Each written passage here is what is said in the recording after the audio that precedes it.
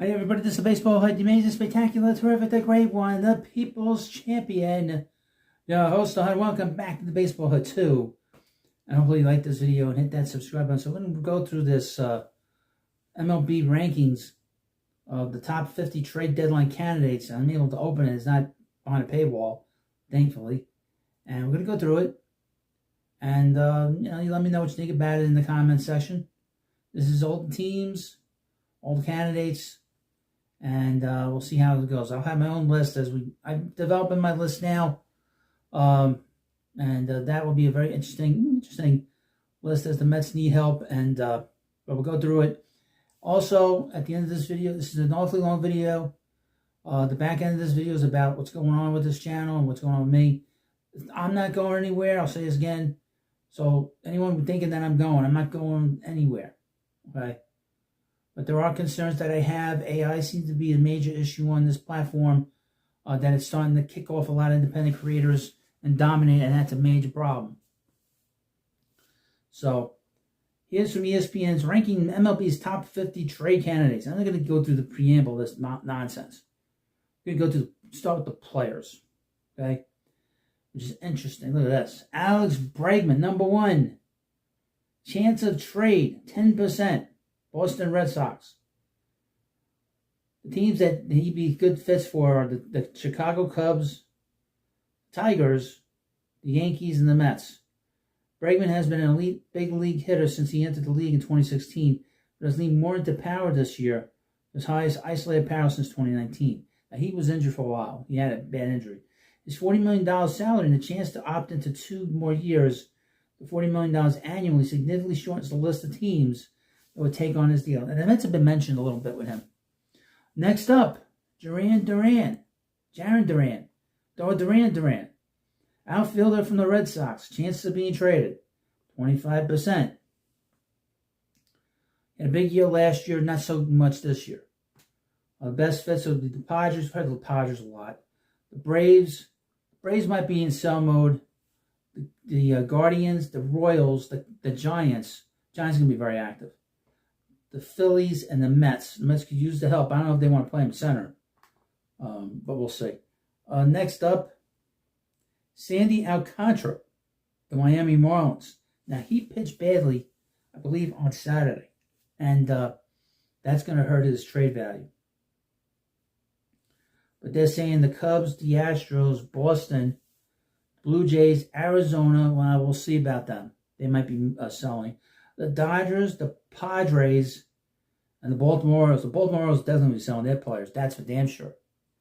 Next up, Freddie Peralta, Milwaukee Brewers. I don't think he's getting moved because the Brewers are always in it. I don't see them doing that. Boston, Houston, Toronto, St. Louis, Arizona, San Diego, Baltimore.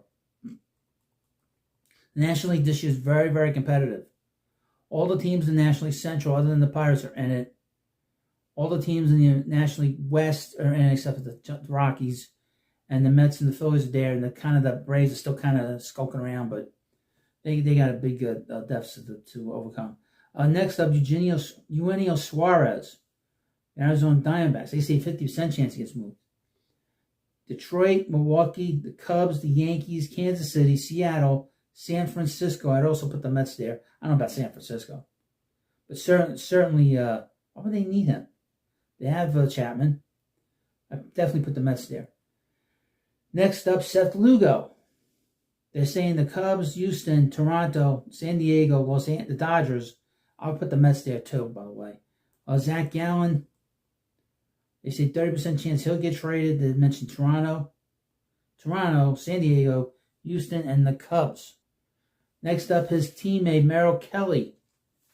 They mentioned here Toronto, Boston, St. Louis, Houston, and the Cubs. Next up, from the Arizona Diamondbacks, Josh Naylor. They mentioned Seattle, Boston, San Fran, and the Rangers. Again, I don't see him going to San Francisco. Oh, Boston. Next up, Ryan O'Hearn. Baltimore Orioles.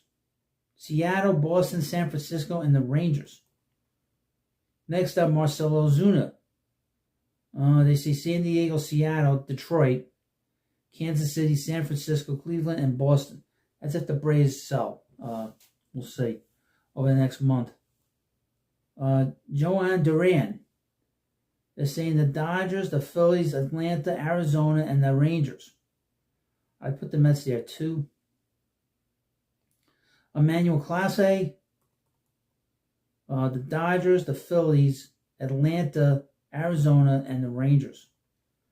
Felix Bautista, the Dodgers, the Phillies, Detroit, Atlanta, Arizona, Texas. I can see him going to the Phillies. It's a weird thing about, Dave Dombrowski. He does a great job, but he's always looking for closers. He's always looking for a closer. Never get a closer.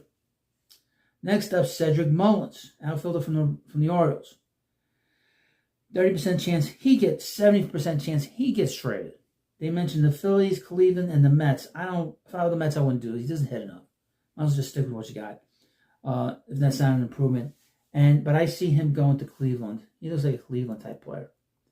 Ryan McMahon, the Yankees, Detroit, Milwaukee, Minnesota, and Seattle. He's got 2 years and $32 million left on his contract. He's very good defensively. But again, he's not going to hit the way you want him to hit.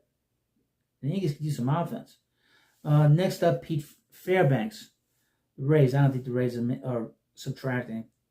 I'll just skip that. Aroldis Chapman, 3 teams on him. The Mets, the Phillies, and the Tigers. I see him going to the Mets. Luis Robert Jr., keep an eye on him. He was put on the injured list today on Sunday. 90% chance he gets traded. Chapman has a 35% chance of getting traded. With the rest, he's going to get traded. But Robert Jr. is not hitting.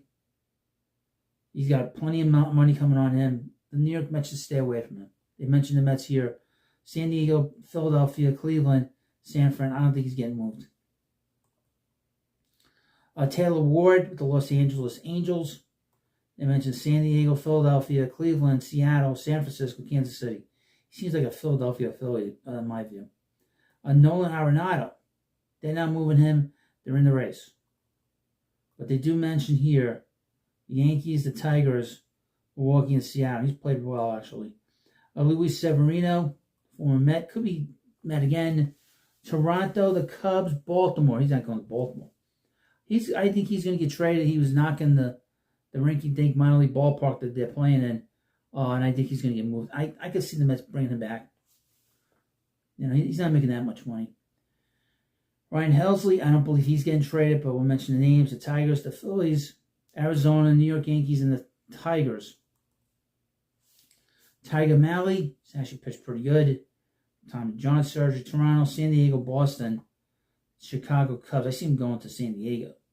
Zach Eflin, he'll be moved again. Houston, San Diego, Cubs, and Atlanta. Adolis Garcia. Now, here's an interesting one. Garcia averaged 30 homers in 2021 to 24, but he has fallen off since his 2023 career year. It's worth noting that per XW OBA, he has been the 17th most unlucky hitter in MLB this year and has another year of team control. Some teams could see a trade as a good value opportunity. Phillies, Seattle, Cleveland, San Diego, and the Giants. Put the Mets there. Always the agent. Right-handed pitcher Reed Dittmers, a 10 pick in 2020, transitioned to relief this year. New York Mets, Arizona, Baltimore, St. Louis, Minnesota, and the Yankees. Walker Buehler. The Dodgers again, the Cubs, Houston, Toronto, San Diego. Put the Mets there too. He's great in postseason. Nick Martinez, I don't believe he's going to get moved. The Reds are right in the middle of the thick of things. I'm not going to mention the teams. Eric Feed, I don't think he's going to get moved. And they just list a whole bunch of teams here, a whole bunch of players here. That's no fun. Andrew Haney, Edward Cabrera, Reese Hoskins, he's not getting moved. Zach Littell, Tyler Anderson, he could get moved. Ramon Urias, Jesus Sanchez, Jake Bird, Luis Urias, Isaiah kind of Falafa. See him going back to the Yankees. Kyle Finnegan, Chris Martin, Michael Soroka, Tomoyuki Sugano, Phil Maytone, Emilio Pagan, Johan Moncada, Shelby Miller, Dennis Santana, and of course the legendary Met, Steven Matz. Steven might be one guy that's on a good team that's going to get moved. Yeah. But you let me know what you think about this video. And of course, please be patient. Stay at the end of this video. Watch it. Very important to me. And I need your help. So thank you for watching. And I'll see you later. Well, this is the part that's kind of serious for me. Is because this is losing my ability to get more subscribers on here. And get more views on my all my channels. And obviously, this is more my problem than it is your problem. But I wanted to make you aware of it, especially if you're a person that watches all my videos and wonders why you don't see as much content on notifications and why they don't recommend some of my videos. And I'm a very independent person. I'm very open, very much think about myself. I don't think about, I don't have guests on any of my shows. I just do my own thing. I am my own expert when it comes to talking about the Mets. I hate to be like that, but I hate to talk like that, but I am. I am my own expert when it comes to talking about everything about the Mets and everything that we talk about in Major League Baseball. Now, I may not know something, and I'll try to learn about it if I can, but I do the best I can with what I have, but I have a problem, and I saw this back in February. Some of the views on all my channels had basically collapsed, specifically the Baseball Hut 2. I have 3 channels that talk about baseball and main subject being the New York Mets. And I noticed with all those channels that I have, those 3, in February, the views really dropped. I know that every year we go through a cycle. The heavy cycle is the winter time from November to December, January, and then it picks up around middle of June through the trade deadline. But I saw some unusual movement in terms of losing subscribers. I was losing a lot of subscribers on the Baseball Hut in February and March, for like no reason. Tons of subscribers that I was losing. Well, I also have an entertainment channel called the Comic Hut, but on there, I don't do much work there. But on that account, I follow a lot of like comic book channels, a lot of entertainment channels. And one of the channels I follow is John Delarose, who I know from online. He's a good online friend, and he had been posting a couple of videos, and he has a website or an account on Substack called Phantom Pulse, and he's been covering the YouTube manipulation of what goes on YouTube. Now I bring this up because it's very important, because people have been saying to me, well, I'm not getting your videos.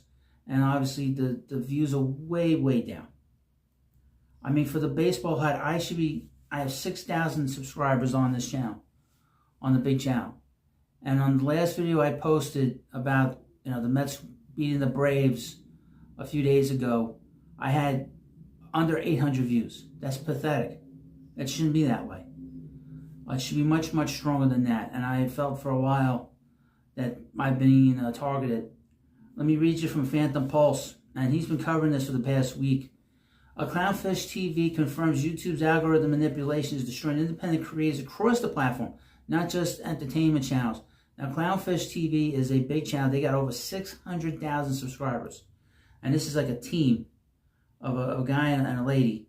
And they team up and they do all kinds of stuff talking about, comic book movies, adventure movies, all the stuff that's going on in culture in terms of entertainment.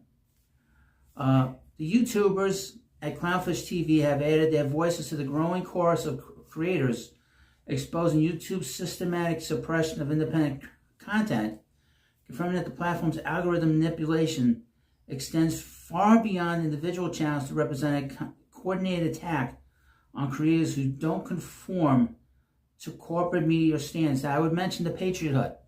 The Patriot Hut, I was doing a lot of good work there, but nobody's watching. And I know, just based off of this, I know that channel has been deemed something they don't want to have. But it's more than that. It's just more than political stuff. It's corporate. Post Keenan and Geeky Sparkles, that's their names, detailed how their own channel has been experiencing the same algorithmic throttling that the Quartering, who has a channel. If you don't know the Quartering, he's a guy that basically started out doing just card games, and he has almost 2 million subscribers. I've been following him for a long time, and he's very much in tune to the algorithm, and he'll follow it wherever it goes. And he's a great creator on here. He's one of the big creators on here. The court exposed earlier this week, proving that it isn't an isolated incident, but a deliberate campaign to marginalize independent voices. Quote, "We're going to try to make sure that you guys get notified of our content," Kenyon explained, acknowledging the platform's failure to deliver content to subscribers. "It's not just us. A lot of content creators are noticing that people are not getting notified. They're not seeing their content anymore. And I'll talk about what I think is actually going on. But it doesn't even matter if you follow them. It doesn't matter." The host revealed that YouTube has fundamentally broken its core promise to users, that subscribing to channels would ensure access to their content. Quote, "Doesn't matter if you ring the bell for notifications, if subscribers, whatever, or I've got people that are like, I've been subscribed to you for years. In the last couple of months, we're not seeing your content anymore."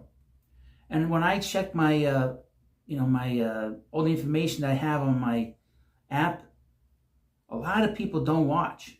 A lot of people that are subscribers don't watch. And the recommended views are higher than people that actually watch. It's very strange.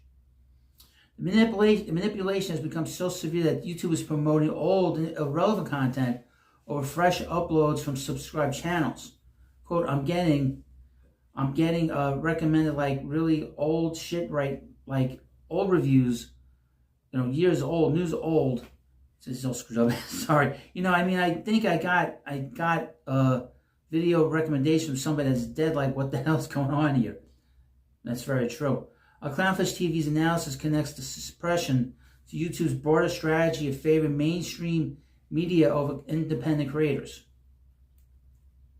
You have a bunch of people in Hollywood and the mainstream that are mad, and we've talked about it for years. They're mad about people are going to YouTube and they want to infiltrate the space. The host identified the core problem. YouTube was attempting to transform from a creator-driven platform into another streaming service dominated by corporate content. YouTube right now is trying to position itself as a streaming service to compete with Netflix and Disney and Hulu, but it's not. It's YouTube. Geeky Sparkles pointed out, this transformation betrays the very creators who built YouTube's success. People didn't want that stuff. They came to YouTube because they wanted to hear independent voices. If they wanted that stuff, they'd watch it where it was. Wouldn't they? But they didn't because they don't want it, Kenyon said. The solution, according to Clownfish TV, requires active effort from viewers to circumvent YouTube manipulation. You cannot depend on YouTube at this point, too. And it's not just for us, but for any of the creators that you follow. Now, this is why I've been going on different platforms trying to expand myself, because this channel has been targeted. There's no doubt in my mind. And I've been targeted by YouTube. They don't want me on here. I know that WFAN has done more content on here as a way of circumventing my criticism of them about how they treat the New York Mets, how they talk about the New York Mets. And they've been doing all this content, all this extra content, in particular the live stream that Evan Roberts does. Evan Roberts, they're trying to balance out that not everybody on the radio station are assholes when it comes to our team, America's team, the New York Mets. I know that's why they've been doing a lot of content on here as a way to sort of try to counterbalance my criticisms of them for the last 2-3 years. Okay? And they're using their corporate bullshit to basically undermine what I'm trying to do here. And that's trying to make a buck and trying to pay the mortgage and pay the bills. And here's the thing. This is not my career.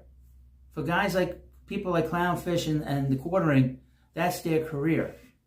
So they don't care if the little guy gets hurt here. WFAN doesn't care. They were getting tired of me criticizing them. And of course, they're owned by George Soros, by the way, WFAN. So, I would mention this, and I'm going to show you this. This was a video that I did just a little while ago about Mets prospect Elian Pena. I mentioned him earlier in this video, how he had 3 home runs in a game on Thursday. I posted a short on the Baseball Hut. At 10:30 this morning, I had 4,600 views.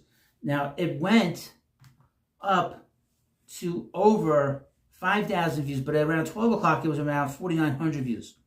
As I record this video, for some odd reason, the video collapsed to about 3,700 views. What happened there? You know, I noticed it. Now, I noticed how quickly the video went crazy when I had over 4,000 views in the first hour. And then after a while, YouTube cut off all these views off the video. Now, that's revenue. That's money out of my pocket. Why are they doing that? And I know the views on my videos, they're not that great on a short. Unless I post a highlight. So I don't understand what's going on here with this sort of change that they did today with us. I don't understand this. So again, it tells me that they're manipulating views. They're manipulating the how you get the content. Now, like I said, I've been on Substack. What's good about Substack is, from what I understand, it's very much about freedom of speech. They don't manipulate things. But one thing I do like about it is that whenever I post something on the platform, you get an email, okay? Every time I post something, you get an email letting you know when I'm posting something, which on YouTube, that doesn't happen. On YouTube, you get notified off the app. You don't get an email telling you that you got a post from the creator. So that's why I need you to go on and subscribe. It's very easy to get on Substack, okay? I would mention it's much easier. I don't know how it is on anybody else's computer. It sucks on the computer. But if you want to watch and go in there and subscribe, I would suggest you subscribe off your phone. It's much easier to read it off your phone. And I will post everything now on there. Every baseball video that I have, every comic book video I have will be posted on there, and just to share with you, to show you what I'm doing. And I would mention, I did a couple of videos during the week on the Baseball Hut too. Nobody watched them because it has nothing to do with the audience. It has to do with the fact that YouTube is not recommending it. And YouTube's not letting subscribers know that a video went up. So, if you subscribe to Substack, you will get an email letting you know when a video goes up on YouTube, or if I post something, or I've written something, or I've put some kind of fact about the club, about the New York Mets on there, you'll know. So that's the value of it. You'll get notified through email. You won't be getting notified because YouTube decided to notify you or not to notify you. I've said for a long time that this channel should be much, much bigger. Baseball Hut should be much, much bigger. And I know for a long time that they've been suppressing it for a very long time, because I'm very independent. And like I said, I have no guest on here. I don't like collaborate with anybody. I don't want to be bothered. I don't have time for nonsense. I have no time for talking to strangers. I wrote on. I'd rather, if I have people on here, be friends and family, and that's about it, if I have anybody. I haven't had a guest on the Baseball Hut in a long time. And like I said, I'm my own expert here when it comes to the New York Mets, so I don't really need anybody in that regard. But I do need you. I need you to watch this very important part of the video, because if I don't get people to... I mean, YouTube's trying to run me off the platform. They don't want me here because I go against the MLB corporate message of everything's fine, everything's good. But there are some things in baseball that aren't good, and things that they're snowballing us on, you know. And I have to talk about it, and nobody else talks about it. You look at the other channels, they don't talk about it. I bet you most of these channels, these baseball channels, don't know about the manipulation that YouTube has, because they're not dealing with that manipulation. And there are channels that are great channels, should be doing much better. Hum Baby Baseball, he's an independent guy. His channel, he should have 100,000 subscribers. Easy. Based off the content that he does on his channel is so good. It is the best content on this platform when it comes to Major League Baseball, and he doesn't get it. And I think because he doesn't really collaborate with people, and he Doesn't want to talk to the baseball, and he never has anybody in the baseball industry on. And he loves the Giants, and he loves talking about baseball history. And he's just terrific. But he's an example of what I talk about here. So it's extremely important, folks, that you come on here and go on to Substack and subscribe. And it's free to subscribe. Eventually, I need to get 10 subscribers on there. I got about 6. I could use 4 more so I could do live streams on there, a few on there. I would mention also I'm on Facebook. Last 2 nights I've been doing live streams on Facebook after the Met games. I think they've been pretty good. I've been very happy with them. But more important, and of course, you got to follow me on. I'll have the links in the description of this video for both sites, both for Facebook and for, of course, Substack. It's extremely important to follow me on Substack because you'll get every video in an email, every post in an email that I could put out there. I do know that some posts that I put on the community side, people don't get it. It's the weirdest thing. Some people just don't get it. They don't see it. So that's an example of YouTube manipulating everything to go based off of their own corporate message. So I want to thank you for watching this video. I thank you for your patience as you watch this. I know it's not something you want to deal with, but this is very important to me, and I need your help to really expand and really to give myself a little bit of a net in case YouTube really just pulls the rug right from under me. So thank you for watching. Have a good day, and I'll see you later.